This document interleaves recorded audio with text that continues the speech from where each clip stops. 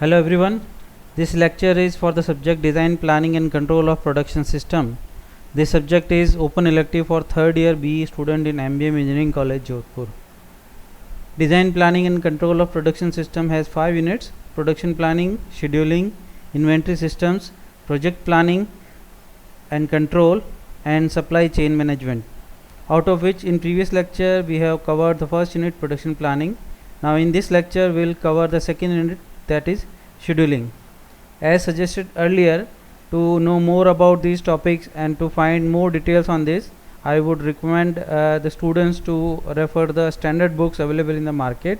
Some of the standard books are based on industrial engineering, production planning and control, and operation management.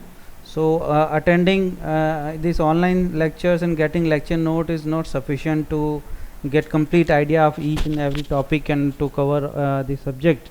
So I would request the students to refer the standard books also to get more number of numericals, case study that will make them clear about this subject.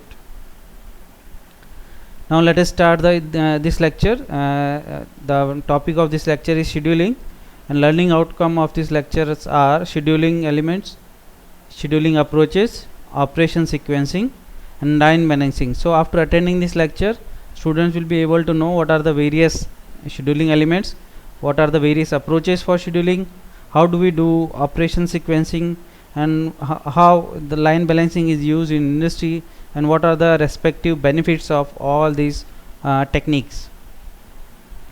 Let us start with the definition of scheduling. Scheduling is the allocation of resources over time to perform a collection of tasks. So it is basically your planning part where you allocate the resources to various platforms to get your task within the given time frame. So it has two basic characteristics. Scheduling is a decision making function because it is the process of determining a schedule. In this sense, much of what we learn about scheduling can apply to other kind of decision making also. So therefore it has general practical value also. Second is, scheduling is a body of theory. It is a collection of principles, models, techniques and logical conclusions that provide insight into the scheduling functions.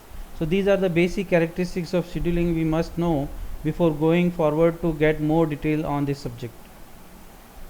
The vital elements in scheduling models are resources and tasks, and on the basis of task we can divide the system into two broad categories: static systems and dynamic systems.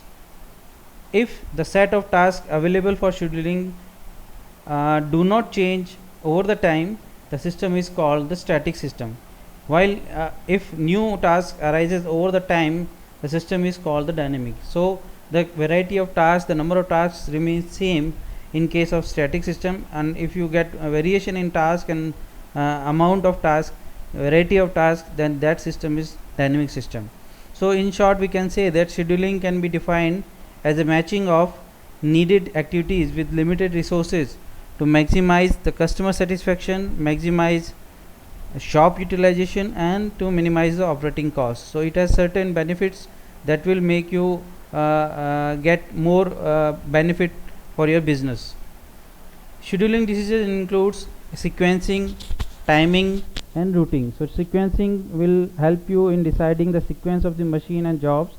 Timing will help you to set the timetable of your production activities, while routing will help you to the optimum utilization of the floor area of your industry, that will give you the maximum output with the minimum resources.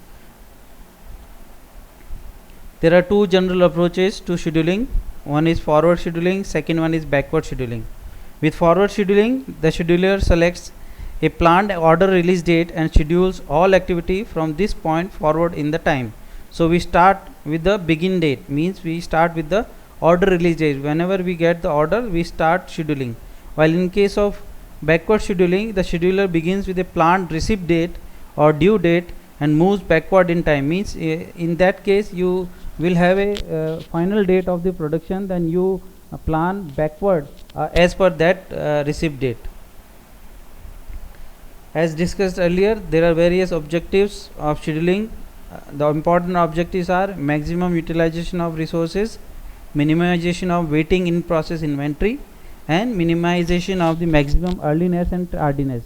The third objective is very important, because if you do not complete your task within the given time frame, you will be penalized by the supplier or by the your concerned produce buyer. But if you complete your product well within the time given frame, even before the set time frame, then also you will be in the loss, because if you complete your task before your given timeline, and if you keep that product placed in your workshop or in your industry, that will again make you cost. So it is always try to get you should always try to get the optimum time within which you can complete a given task. So you should not complete it in early or to get late on this. In both cases you will be in loss. Let us try to understand the sequencing. Sequencing is the order of processing a set of tasks over available resources. It involves determination of process commencement and completion times, that is timetabling. So it take care about the available resources, as well as it take cares about the timetable, so that you get complete your task within the given time frame. So it is basically creation of optimized assembly sequence that takes into account all of the production and supply restrictions.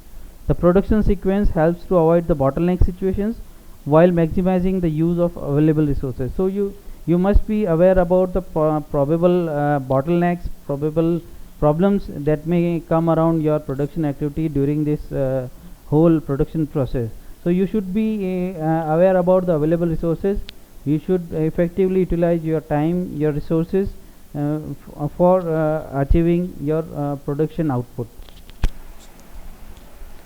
There are certain priority rules to select the order of jobs waiting for processing. So if we talk about the sequencing, we need to select which job should go faster or should go earlier than the other job. So suppose if you are having n number of jobs waiting for the processing, now how do we decide which job should go early and which job should wait for the processing? So there are certain priority rules.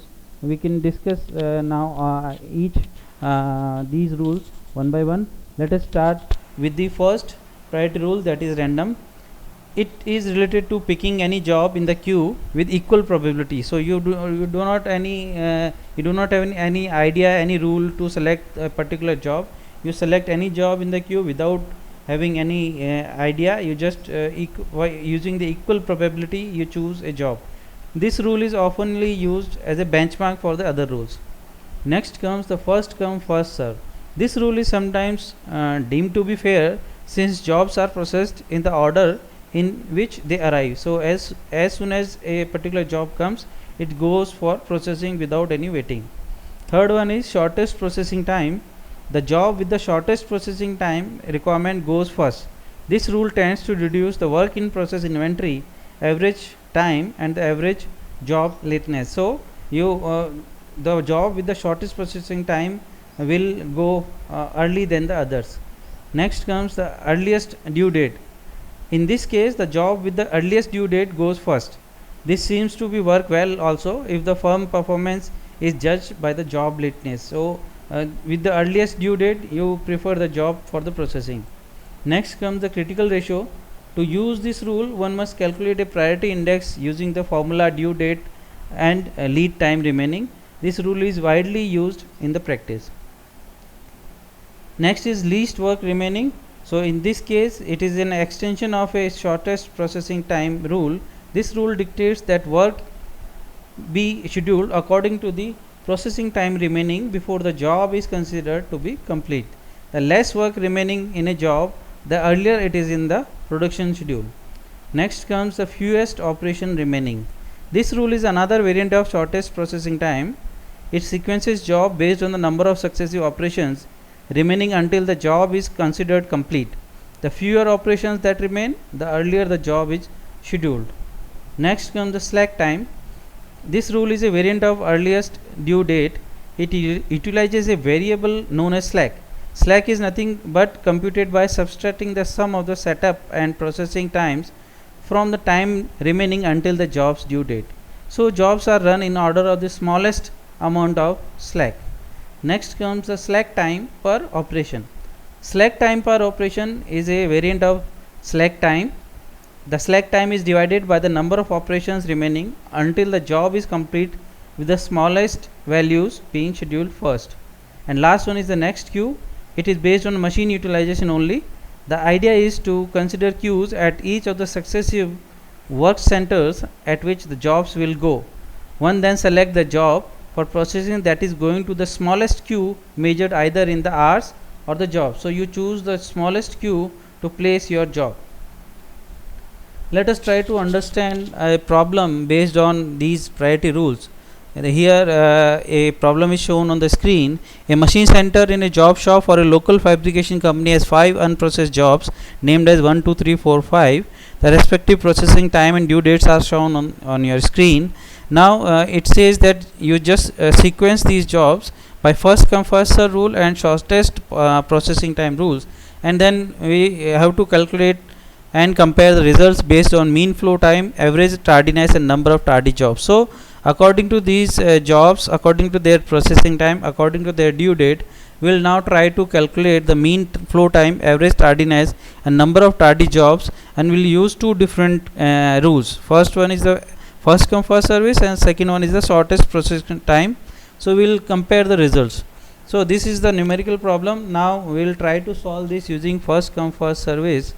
As shown in the screen, as per the job number, as soon as job comes, it goes for processing. So we just put the sequence as 1, 2, 3, 4, 5 and we set processing time and due date according to the job number, and we try to calculate the completion time and tardiness. So as shown on the diagram, as shows on the screen, and there are 5 jobs and due dates are shown in the second column. Now you can easily, as per the processing time, you just can calculate the completion time, then you can get the tardiness. So here you can find that the mean flow time is, total time is your 268 minutes, and as there are 5 jobs, so total mean flow time is 268 by 5, that is 53.6.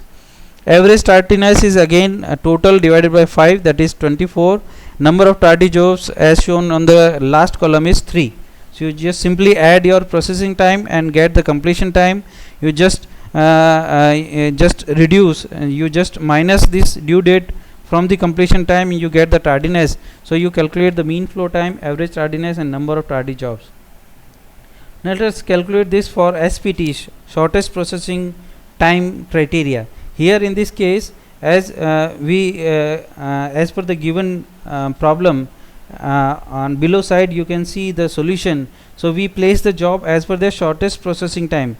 You can see from the second column the processing times are sequenced as 1, 2, 11, 29, 31. So we have changed the sequence of the jobs as per the processing times. Smallest processing time comes first. Now we again calculate the completion time.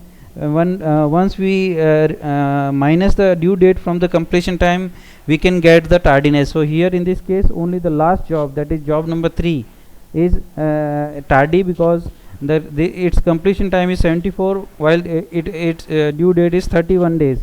So it is tardy by 74 minus 31, that is 43. So it will be penalized because it is not being completed within the given time frame. Here also the total completion time is 135, total tardiness is 43. So accordingly we can get the mean flow time, average tardiness. So here the number of tardy jobs is 1. So if we compare with the first come first service case earlier, here number of tardy jobs is 3, while in case of this SPT, number of tardy case is only 1. Mean flow time is 53, while in case SPT the mean flow time is only 27. In case of FCFS, the average tardiness is 24, while in case of SPT average tardiness is 8.6. So if we compare first come first service and shortest processing time criteria, shortest processing time criteria it is found better than the FCFS. So we can compare various criteria for the given problem then we can get the better understanding of all these criteria. We can use this in various industries, and students can also get variety of case studies based on these criteria. Next comes the line balancing. It is a design of smooth production flow by allotting process to workers so as to allow each worker to complete the allotted workload within the given time frame. So it is basically based on the workers performance. So how we do that?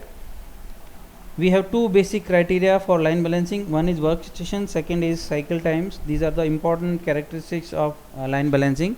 Workstation is an assigned location where a given amount of work is performed. Normally a workstation is managed by one operator only. Sometimes workstations are manned by several operators, for example aircraft production line. Cycle time is defined as the ratio between effective time available per period and production volume per period. It is the time between consecutive releases of semi-finished product between any two adjacent stations. So we can understand that an assembly line consists of several successive workstations in which a group of assembly operations are performed in a limited cycle time.